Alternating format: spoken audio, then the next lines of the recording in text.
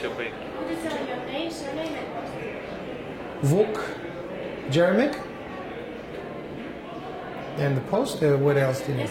Vuk Jeremic. I was the president of the United Nations General Assembly for the 67th session and foreign minister of Serbia for 6 years. Could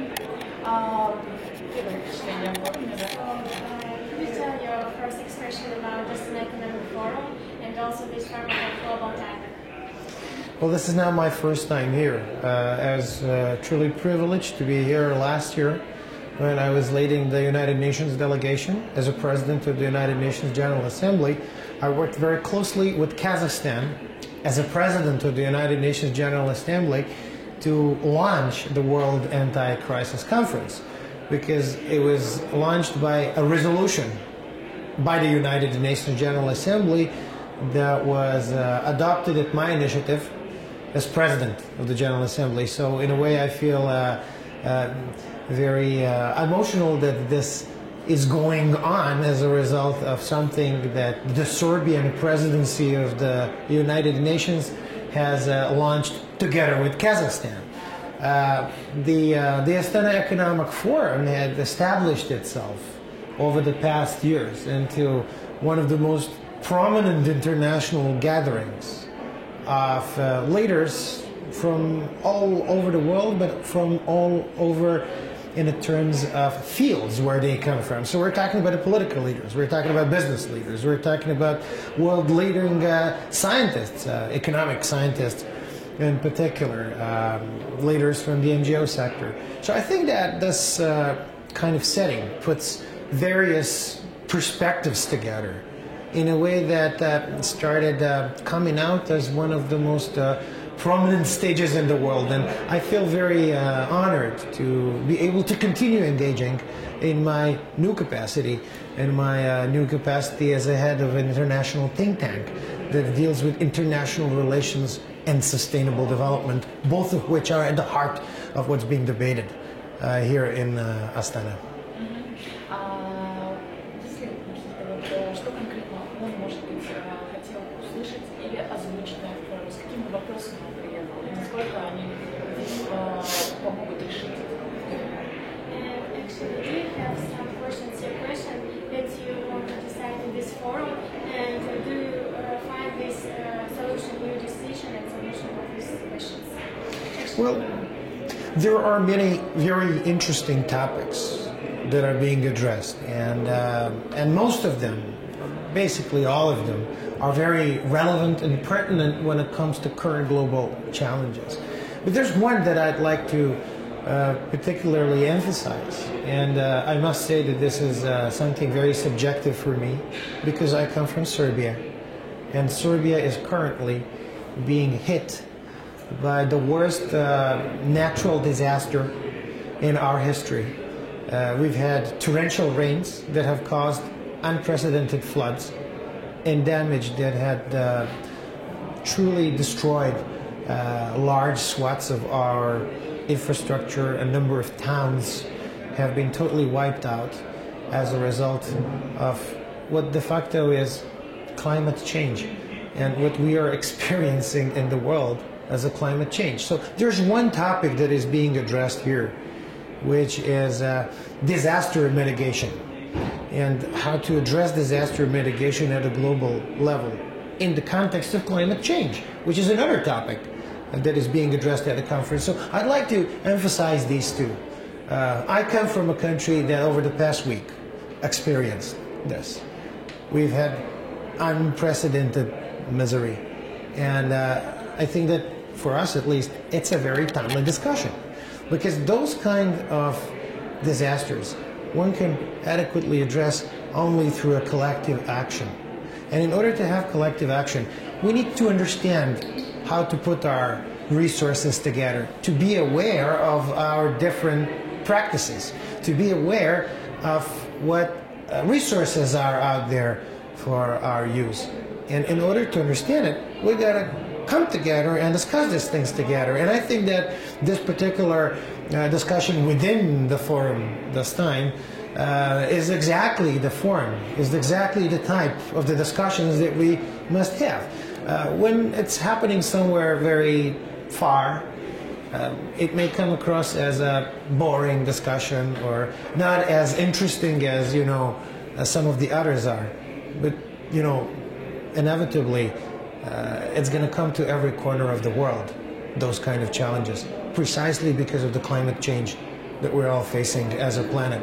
So the world coming together in viewing how to address these challenges is one of the most pressing, in my opinion, tasks of our generation. And I'm very happy that it's going to be discussed here in the forum this time around.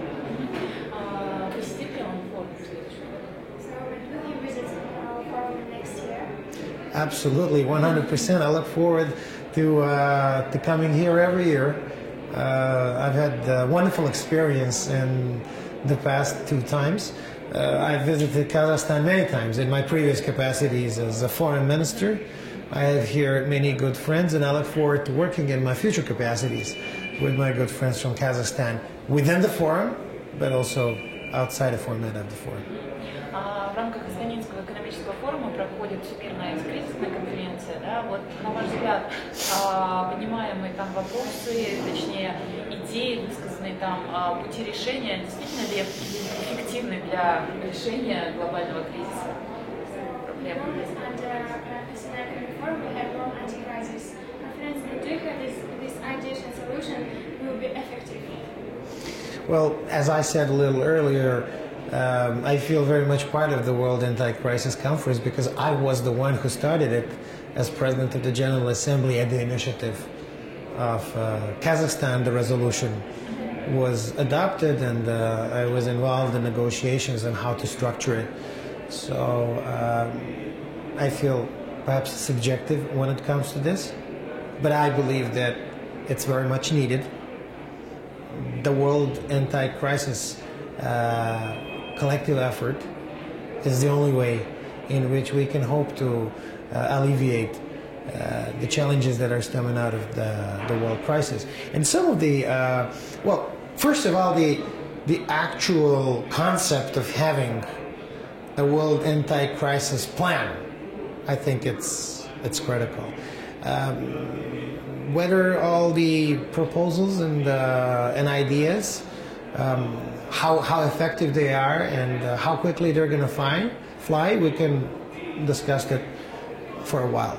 But, for example, the enhancing of the public-private partnerships, which is an important aspect of what is discussed within this format. I think it's critical because the challenges that we're facing today, climate change, rising social inequality, deteriorating environmental aspects in many parts of the world, but also the world global economic crisis, they can only be addressed if all the world resources are put together, but not only the government resources, but private resources as well.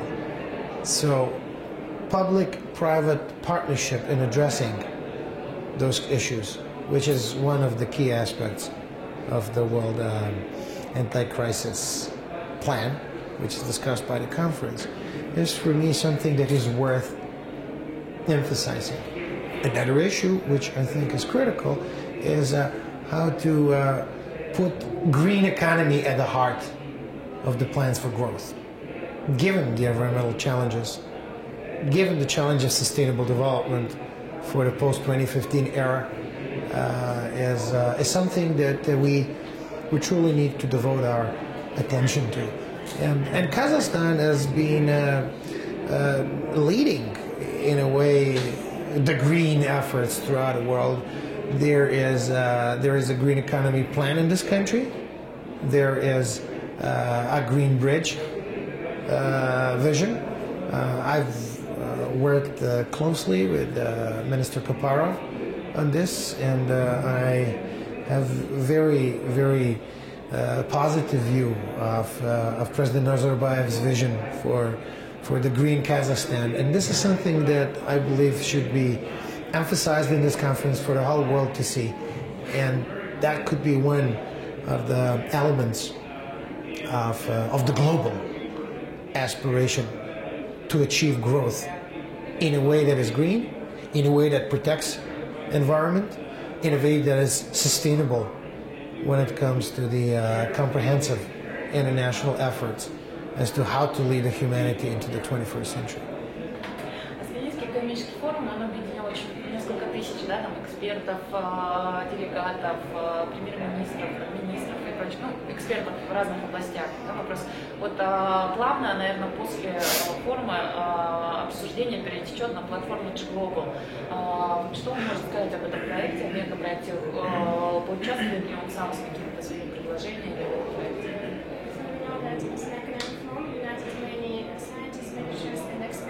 But this will be continued in G-Global form.